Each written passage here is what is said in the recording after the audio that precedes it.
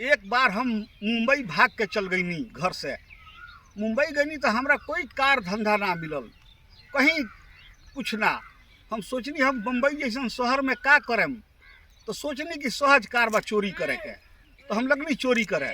सोचनी कि बड़का बड़का बिल्डिंग में तो ढुक ना पाए, ऐसे छोटा मोटा चोरी करे लगनी। तो कलकत्ता के कुसुमकली, मद्रास की मोर और सक्सेना चंपारण का बम्बई में बन गई चोर।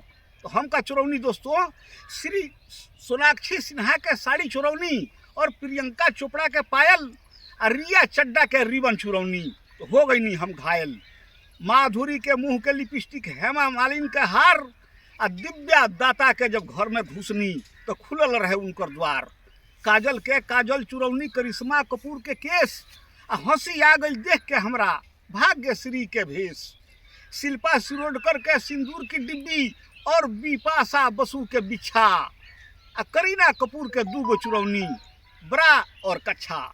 हमरा शिकार में बच गईली जेकर नाम अमित नागिया आ पति के साथ सुतल रहली पहन के नाक में नथिया। ए दोस्त, चैनल के कम से कम सब्सक्राइब कर दी आ एक लाइक तो जरूर मार दी भाई।